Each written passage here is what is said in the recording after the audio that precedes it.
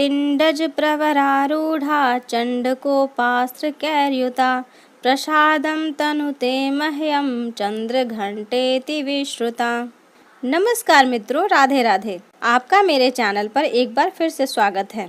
माता रानी की कृपा आप सभी भक्तजनों पर बनी रहे। मित्रों, माँ दुर्गा की तीसरी शक्ति का नाम चंद्रघंटा है और आज मैं आपको दुर्गा माता के इसी स्वरूप की कथा सुनाने जा रही हूँ। कथा के बाद हम चंद्रघंटा माता की पूजा की विधि भी जानेंगे, तो वीडियो के अंत तक बने रहिएगा और मेरे वीडियो को लाइक तथा अपने दोस्तों के साथ शेयर करना ना भूलिएगा। और चैनल पर नए हैं तो मेरे चैनल को सब्सक्राइब कीजिए ताकि आपका जीवन भक्ति कथाओं को सुनकर मंगलमय बना रहे। नवरात्रि उपासना में तीसरे दिन माँ चंद्रघंटा के विग्रह का पूजन आराधना किया जाता है। इनका यह स्वरूप परम शांतिदायक और कल्याणकारी है। इनके मस्तक में घंटे के आकार का अर्धचंद्र है, इसी कारण से इन्हें चंद्रघंटा देवी कहा जाता है। इनके शरीर का रंग स्वर्ण के समान चमकीला है। इनके 10 हाथ हैं। इनके 10 हाथों में खड्ग आदि शस्त्र तथा वाण आदि अस्त्र विभूषित हैं। इनका वाहन सिंह है। इनकी मुद्रा युद्ध के लिए उद्धत रहने की होती है। इनके घंटे की सी भयानक चंड ध्वनि से अत्याचारी दानव दैत्य राक्षस सदैव प्रकंपित रहते हैं। नवरात्रि की दुर्गा उपासना में तीसरे दिन की पूजा का अत्यधिक महत्व है। इस दिन साधक का मन मणिपुर चक्र में प्रविष्ट होता है। माँ चंद्रघंटा की कृपा से उसे अलौकिक वस्तुओं के दर्शन होते हैं, दिव्य सुगंधों का अनुभव होता है तथा विविध प्रकार की दिव्य ध्वनियाँ सुनाई देती हैं। ये क्षण साधक के लिए अत्यंत सावधान रहने के होते हैं। माँ चंद्रघंटा की कृपा से साधक के समस्त पाप और बाधाएं विनष्ट हो जाती हैं। इनकी आराधना सद्य फलदायी है। इनकी मुद्रा सदैव युद्ध के लिए अभिमुख रहने की होती है, अतः भक्तों के कष्ट का निवारण ये अत्यंत शीघ्र कर देती हैं। इनका वाहन सिंह है, अतः इनका उपासक सिंह की तरह पराक्रमी और निर्भय हो जाता है। इनके घंटे की ध्वनि सदा अपने भक्तों की प्रेत बाधा आदि से रक्षा करती है। इनका ध्यान करते ही शरणागत की रक्षा के लिए इस घंटे की ध्वनि निनादित हो उठती है। दुश्मनों का दमन और विनाश करने में सदैव तत्पर रहने के बाद भी इनका स्वरूप दर्शक और आराधक के लिए अत्यंत सौम्यता एवं शांति से परिपूर्ण रहता है। इनकी आराधना से प्राप्त होने वाला एक बहुत बड़ा सद्गुण यह भी है कि साधक में वीरता, निर्भयता के साथ ही सौम्यता एवं विनम्रता का भी विकास होता है। इनके मुख, नेत्र तथा संपूर्ण काया में कांति गुण की वृद्धि होती है। स्वर में दिव्य अलौकिक माधुर्य का समावेश हो जाता है। माँ चंद्रघंटा के भक्त और उपासक जहाँ भी जाते हैं, लोग उन्हें देखकर शांति और सुख का अनुभव करते हैं। ऐसे साधक के शरीर से दिव्य प्रकाश युक्त परमाणुओं का अदृश्य विकिरण होता रहता है। यह दिव्य क्रिया साधारण चक्षुओं से दिखलाई नहीं देती, किंतु साधक और उसके संपर्क में आने वाले लोग इस बात का अनुभव भली भांति करते रहते हैं। हमें चाहिए कि अपने मन, वचन, कर्म एवं काया को विहित विधि विधान के अनुसार पूर्णतः परिशुद्ध एवं पवित्र करके माँ चंद्रघंटा के शरणागत होकर उनकी उपासना आराधना में तत्पर हों। उनकी उपासना से हम समस्त सांसारिक कष्टों से विमुक्त होकर सहज ही परम पद के अधिकारी बन सकते हैं। हमें निरंतर उनके पवित्र विग्रह को ध्यान में रखते हुए साधना की ओर अग्रसर होने का प्रयत्न करना चाहिए। उनका ध्यान हमारे इहलोक तथा परलोक दोनों के लिए परम कल्याणकारी और सद्गति को देने वाला है। नवरात्रि के तीसरे दिन सबसे पहले नहा धोकर पूजा घर साफ कर लें। देवी की स्थापित मूर्ति को गंगा जल से या फिर केसर और केवड़ा से स्नान कराएं। इसके उपरांत देवी को सुनहरे रंग के वस्त्र धारण कराएं। तदुपरांत देवी माँ को कमल और पीले गुलाब की माला अर्पित करें। फिर मिठाई, पंचामृत और मिश्री का भोग लगाएं। जो लोग दुर्गा पाठ करते हैं वो चालीसा, स्तुति अथवा सप्तशती का पाठ करें। माँ चंद्रघंटा की पूजा में भक्तों को पीत वस्त्र धारण करने चाहिए। माँ चंद्रघंटा को अपना वाहन सिंह बहुत ही प्रिय है, इसीलिए आप सुनहरे रंग के स्वच्छ वस्त्र पहनकर भी पूजा कर सकते हैं। माँ को सफ़ेद चीज़ों का भोग लगाना चाहिए। इनमें खीर या फिर सफ़ेद बर्फी ले सकते हैं। आप माँ को शहद का भोग लगा सकते हैं। अब दुर्गा सप्तशती के तीसरे तथा चौथे अध्याय का श्रवण कीजिए। जगदम्बा के श्री अंगों की कांति उदय काल के सहस्त्रों सूर्यों के समान है। वे लाल रंग की रेशमी साड़ी पहने हुए हैं। उनके गले में मुंडमाला शोभा पा रही है। दोनों स्तन पर रक्त चंदन का लेप लगा है। वे अपने कर कमलों में जप मालिका, विद्या और अभय तथा वर मुद्राएं धारण किए हुए हैं। 3 नेत्रों से सुशोभित मुखार विंद की बड़ी शोभा हो रही है। उनके मस्तक पर चंद्रमा के साथ ही रत्नमय मुकुट बंधा है तथा वे कमल के आसन पर विराजमान है। ऐसी देवी को मैं भक्तिपूर्वक प्रणाम करती हूँ। ऋषि कहते हैं, दैत्यों की सेना को इस प्रकार तहस नहस होते देख महादैत्य सेना का पति चिछुर क्रोध में भरकर अंबिका से युद्ध करने के लिए आगे बढ़ा।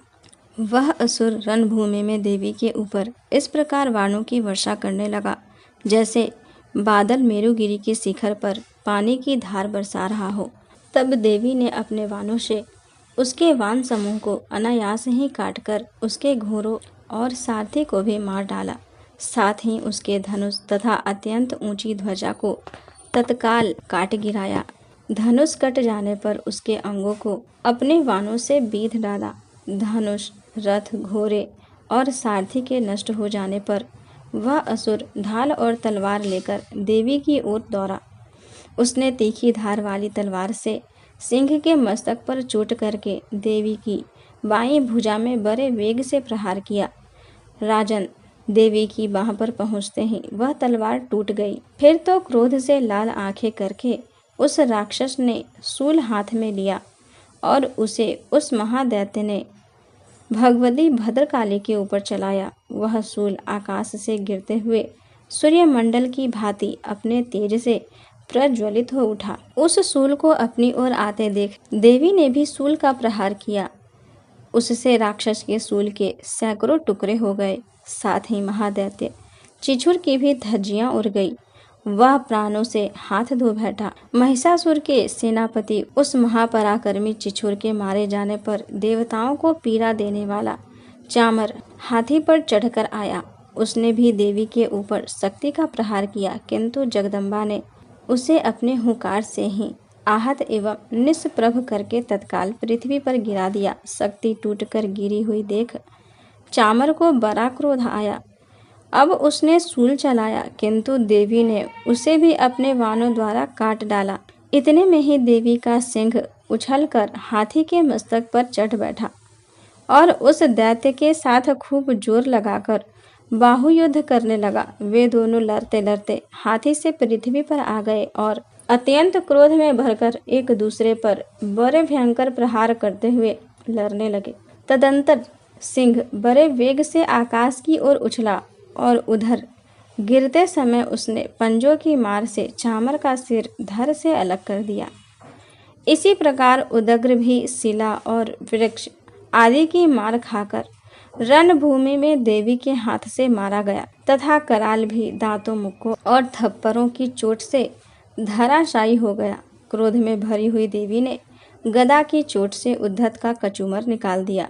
भेदपाल से वास्कल को तथा वानों से ताम्र और अंधक को मौत के घाट उतार दिया।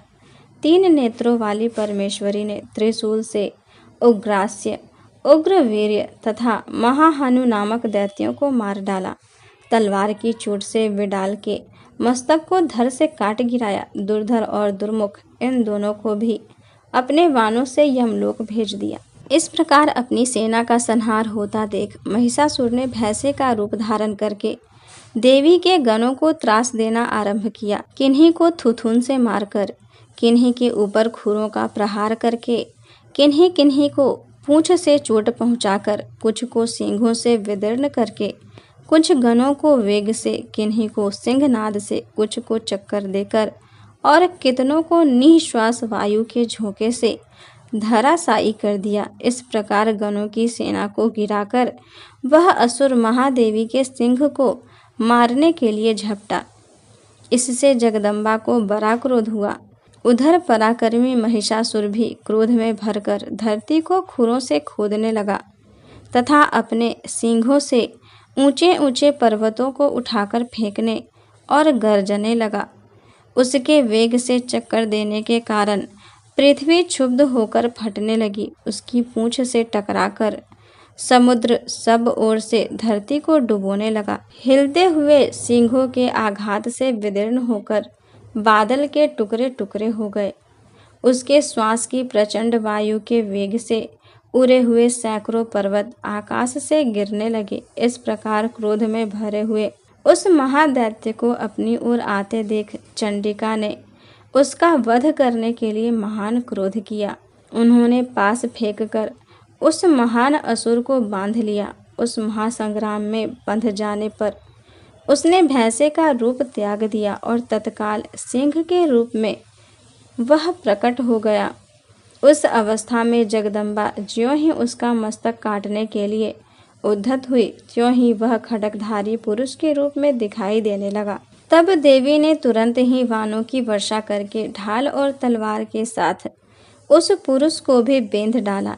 इतने में ही वह महान गजराज के रूप में परिणत हो गया तथा अपनी सूंड से देवी के विशाल सिंह को खींचने और गरजने लगा। खींचते समय देवी ने तलवार से उसकी सूंड काट डाली।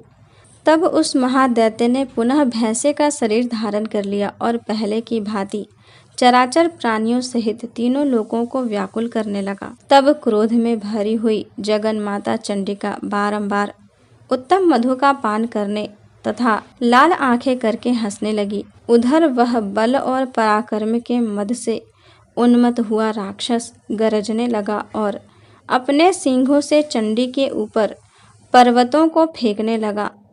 उस समय देवी अपने वाणों के समूहों से उसके फेंके हुए पर्वतों को चूर्ण करती हुई बोली। बोलते समय उनका मुख मधु के मद से लाल हो रहा था और वाणी लड़खड़ा रही थी। देवी ने कहा, ओ मूढ़, मैं जब तक मधु पीती हूँ तब तक तू क्षण भर के लिए खूब गरज ले। मेरे हाथ से यही तेरी मृत्यु हो जाने पर अब शीघ्र ही देवतागण भी गर्जना करेंगे। ऋषि कहते हैं, यों कहकर देवी उछली और उस महादैत्य के ऊपर चढ़ गई। फिर अपने पैर से उसे दबाकर उन्होंने शूल से उसके कंठ में आघात किया। उसके पैर से दबा होने पर भी महिषासुर अपने मुख से दूसरे रूप में बाहर होने लगा। अभी आधे शरीर से ही वह बाहर निकलने पाया था कि देवी ने अपने प्रभाव से उसे रोक दिया। आधा निकला होने पर भी वह महादैत्य देवी से युद्ध करने लगा। तब देवी ने बहुत बड़ी तलवार से उसका मस्तक काट गिराया।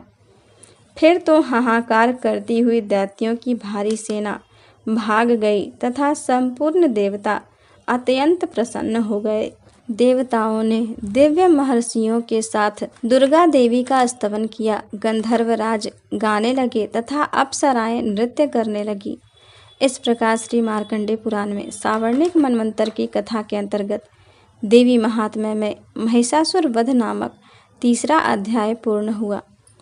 चतुर्थो अध्याय इंद्र आदि देवताओं द्वारा देवी की स्तुति। सिद्धि की इच्छा रखने वाले पुरुष जिनकी सेवा करते हैं तथा देवता जिन्हें सब ओर से घेरे रहते हैं, उन जया नाम वाली दुर्गा देवी का ध्यान करें। उनके श्री अंगों की आभा काले मेघ के समान श्याम है। वे अपने कटाक्षों से शत्रु समूह को भय प्रदान करती हैं। उनके मस्तक पर आबद्ध चंद्रमा की रेखा शोभा पाती है। वे अपने हाथों में शंख, चक्र, कृपाण और त्रिशूल धारण करती हैं। उनके 3 नेत्र हैं। वे सिंह के कंधे पर चढ़ी हुई हैं और अपने तेज से तीनों लोकों को परिपूर्ण कर रही हैं।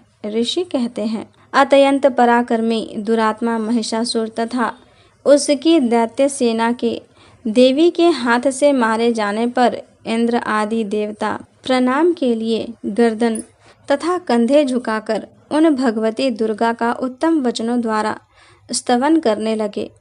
उस समय उनके सुंदर अंगों में अत्यंत हर्ष के कारण रोमांच हो आया था। देवता बोले, संपूर्ण देवताओं की शक्ति का समुदाय ही जिनका स्वरूप है तथा जिन देवी ने अपनी शक्ति से संपूर्ण जगत को व्याप्त कर रखा है, समस्त देवताओं और महर्षियों की पूजनीय उन जगदम्बा को हम भक्ति पूर्वक नमस्कार करते हैं। वे हम लोगों का कल्याण करें।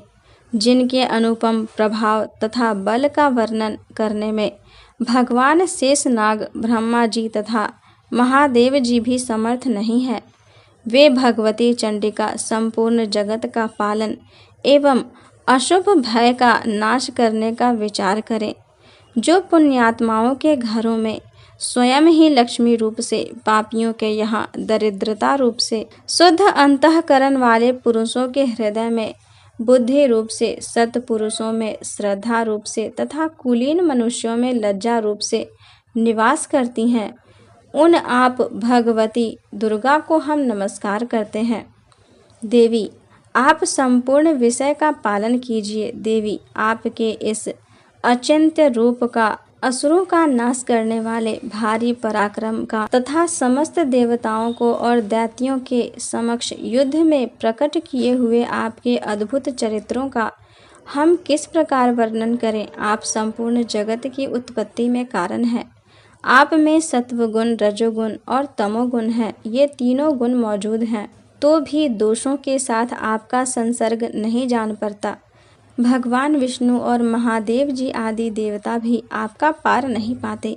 आप ही सबका आश्रय हैं। यह समस्त जगत आपका अंशभूत है, क्योंकि आप सबकी आदिभूत अव्याकृता परा प्रकृति हैं। देवी, संपूर्ण यज्ञों में जिसके उच्चारण से सब देवता तृप्ति लाभ करते हैं, वह स्वहा आप ही हैं। उसके अतिरिक्त आप पितरों की भी तृप्ति का कारण हैं। अतएव सब लोग आपको स्वधा भी कहते हैं। देवी, जो मोक्ष की प्राप्ति का साधन है, अचिंत्य महाव्रत स्वरूपा है, समस्त दोषों से रहित जितेंद्रिय तत्वों को ही सार वस्तु मानने वाले तथा मोक्ष की अभिलाषा रखने वाले मुनि जन जिसका अभ्यास करते हैं, वह भगवती पराविद्या आप ही हैं। आप शब्द स्वरूपा है। अत्यंत निर्मल ऋग्वेद, यजुर्वेद तथा उद्गीत के मनोहर पदों के पाठ से युक्त सामवेद का भी आधार आप ही हैं। आप देवी त्रयी और भगवती हैं। इस विश्व की उत्पत्ति तथा पालन के लिए आप ही वार्ता के रूप में प्रकट हुई हैं। आप संपूर्ण जगत की घोर पीड़ा का नाश करने वाली हैं। देवी, जिससे समस्त शास्त्रों के सार का ज्ञान होता है, वह मेधा शक्ति आप ही हैं। दुर्गम भव सागर से पार उतारने वाली नौका रूप दुर्गा देवी भी आप ही हैं। आपकी कहीं भी आसक्ति नहीं है। कैटभ के शत्रु भगवान विष्णु के वक्षस्थल में एकमात्र निवास करने वाली भगवान लक्ष्मी तथा भगवान चंद्रशेखर द्वारा सम्मानित गौरी देवी भी आप ही हैं। आपका मुख मंद मुस्कान से सुशोभित, निर्मल, पूर्ण चंद्रमा के बिंब का अनुकरण करने वाला और उत्तम सुवर्ण की मनोहर कांति से कामनीय है। तो भी उसे देखकर महिषासुर को क्रोध हुआ और सहसा उसने उस पर प्रहार कर दिया। यह बड़े आश्चर्य की बात है। देवी, वह मुख जब क्रोध से युक्त होने पर उदय काल की चंद्रमा की भांति लाल और तनी हुई भौहों के कारण विकराल हो उठा, तब उसे देखकर जो महिषासुर के प्राण तुरंत नहीं निकल गए, यह उससे भी बढ़कर आश्चर्य की बात है, क्योंकि क्रोध में भरे हुए यमराज को देखकर भला कौन जीवित रह सकता है। देवी, आप प्रसन्न हो, परमात्मा स्वरूपा, आपके प्रसन्न होने पर जगत का अभ्युदय होता है और क्रोध में भर जाने पर आप तत्काल ही कितने कुलों का सर्वनाश कर डालती हैं। यह बात अभी अनुभव में आई है, क्योंकि महिषासुर की यह विशाल सेना क्षण भर में आपके कोप से नष्ट हो गई। सदा अभ्युदय प्रदान करने वाली आप जिन पर प्रसन्न होती हैं, वे ही देश में सम्मानित हैं। उन्हीं को धन और यश की प्राप्ति होती है। उन्हीं का धर्म कभी शिथिल नहीं होता। तथा वे ही अपने हृष्ट पृष्ठ स्त्री पुत्र और भृत्यों के साथ धन्य माने जाते हैं। देवी, आपकी ही कृपा से पुण्यात्मा पुरुष प्रतिदिन अत्यंत श्रद्धापूर्वक सदा सब प्रकार से धर्मानुकूल कर्म करता है और उसके प्रभाव से स्वर्गलोक में जाता है। इसीलिए आप तीनों लोकों में निश्चय ही मनोवांछित फल देने वाली हैं। माँ दुर्गे, आप स्मरण करने पर सब प्राणियों का भय हर लेती हैं और स्वस्थ पुरुषों द्वारा चिंतन करने पर उसे परम कल्याणमयी बुद्धि प्रदान करती हैं। दुख, दरिद्रता और भय हरने वाली देवी, आपके सिवा दूसरी कौन है जिसका चित्त सबका उपकार करने के लिए सदा ही दयाद्र रहता हो।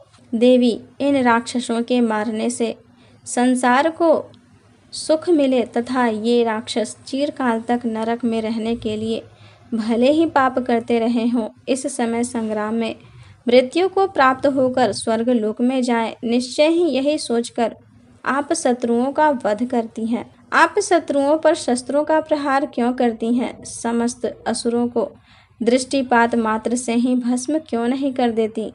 इसमें एक रहस्य है। ये शत्रु भी हमारे शस्त्रों से पवित्र होकर उत्तम लोकों में जाएं। इस प्रकार उनके प्रति भी आपका विचार अत्यंत उत्तम है। खड्ग के तेज पुंज की भयंकर दीप्ति से तथा आपके त्रिशूल के अग्रभाग की घनीभूत प्रभा से चौंधियाकर जो असुरों की आंखें फूट नहीं गई, उसमें कारण यही था कि वे मनोहर रश्मियों से युक्त चंद्रमा के समान आनंद प्रदान करने वाले आपके इस सुंदर मुख का दर्शन करते थे। देवी, आपका शील दुराचारियों के बुरे बर्ताव को दूर करने वाला है। साथ ही यह रूप ऐसा है जो कभी चिंतन में नहीं आ सकता और जिसकी कभी दूसरों से तुलना भी नहीं हो सकती। तथा आपका बल और पराक्रम तो उन दैत्यों का भी नाश करने वाला है जो कभी देवताओं के पराक्रम को नष्ट कर चुके थे। इस प्रकार आपने शत्रुओं पर भी अपनी दया ही प्रकट की है। देवी, आपके इस पराक्रम की किसके साथ तुलना हो सकती है? तथा शत्रुओं को भय देने वाली एवं अत्यंत मनोहर ऐसा रूप भी आपके सिवा और कहाँ है? हृदय में कृपा और युद्ध में निष्ठुरता, ये दोनों बातें तीनों लोकों के भीतर केवल आप में ही देखी गई है। मातः, आपने शत्रुओं का नाश करके इस समस्त त्रिलोकी की रक्षा की है। उन शत्रुओं को भी युद्ध में मारकर स्वर्ग लोक में पहुँचाया है तथा उन्मत्त दैत्यों से प्राप्त होने वाले हम लोगों के भयों को भी दूर कर दिया है। आपको हमारा नमस्कार है। देवी, आप शूल से हमारी रक्षा करें। अंबिके, आप खड्ग से भी हमारी रक्षा करें तथा घंटा की ध्वनि और धनुष के टंकार से भी आप हम लोगों की रक्षा करें। चंडी के पूर्व, पश्चिम और दक्षिण दिशा में आप हमारी रक्षा करें तथा ईश्वरी, अपने त्रिशूल को घुमाकर आप उत्तर दिशा में भी हमारी रक्षा करें। तीनों लोकों में आपके जो परम सुंदर तथा अत्यंत भयंकर रूप विचरते रहते हैं, उनके द्वारा भी आप हमारी तथा इस भूलोक की रक्षा करें। अंबिके, आपके कर पल्लवों में शोभा पाने वाले खड्ग, शूल और गदा आदि जो जो अस्त्र हों, उन सब के द्वारा आप सब ओर से हम लोगों की रक्षा करें। ऋषि कहते हैं, इस प्रकार जब देवताओं ने जगन माता दुर्गा की स्तुति की और नंदन वन के दिव्य पुष्पों एवं गंध, चंदन आदि के द्वारा उनका पूजन किया, फिर सबने मिलकर जब भक्ति पूर्वक दिव्य धूपों की सुगंध निवेदन की, तब देवी ने प्रसन्न वदन होकर प्रणाम करते हुए सब देवताओं से कहा। देवी बोली, देवताओं, तुम सब लोग मुझसे जिस वस्तु की अभिलाषा रखते हो उसे मांगो। देवता बोले, भगवती, हमारी सब इच्छा पूर्ण कर दी, अब कुछ भी बाकी नहीं है, क्योंकि हमारा यह शत्रु महिषासुर मारा गया। महेश्वरी, इतने पर भी यदि आप हमें और वर देना चाहती हैं तो हम जब जब आपका स्मरण करें तब तब आप दर्शन देकर हम लोगों के महान संकट दूर कर दिया करें। तथा प्रसन्न मुखी अंबिके, जो मनुष्य इन स्त्रोतों द्वारा आपकी स्तुति करें, उसे वित्त, समृद्धि और वैभव देने के साथ ही उसकी धन और स्त्री आदि संपत्ति को भी बढ़ाने के लिए आप सदा हम पर प्रसन्न रहें। ऋषि कहते हैं, राजन, देवताओं ने जब अपने तथा जगत के कल्याण के लिए भद्रकाली देवी को इस प्रकार प्रसन्न किया, तब वे तथास्तु कहकर वहीं अंतर्ध्यान हो गईं। इस प्रकार पूर्व काल में तीनों लोकों का हित चाहने वाली देवी जिस प्रकार देवताओं के शरीर से प्रकट हुई थी, वह सब कथा मैंने कह सुनाई। अब पुनः देवताओं द्वारा उपकार करने वाली वे देवी दुष्ट दैत्यों तथा शुंभ निशुंभ का वध करने एवं सब लोगों की रक्षा करने के लिए गौरी देवी के शरीर से जिस प्रकार प्रकट हुई थी, वह प्रसंग मेरे मुख से सुनो, मैं उसका तुमसे यथावत वर्णन करता हूँ। इस प्रकार श्री मार्कंडेय पुराण में सावर्णिक मनवंतर की कथा के अंतर्गत देवी महात्म्य में शुक्र आदि स्तुति नामक चौथा अध्याय संपूर्ण हुआ। हमारे साथ वीडियो में अंत तक जुड़े रहने के लिए धन्यवाद। आपका तथा आपके परिवार का दिन शुभ हो तथा आपकी समस्त बाधाएं माता रानी की कृपा से दूर होती रहें और आपका जीवन मंगलमय बना रहे। मिलते हैं अगले वीडियो में, तब तक के लिए धन्यवाद।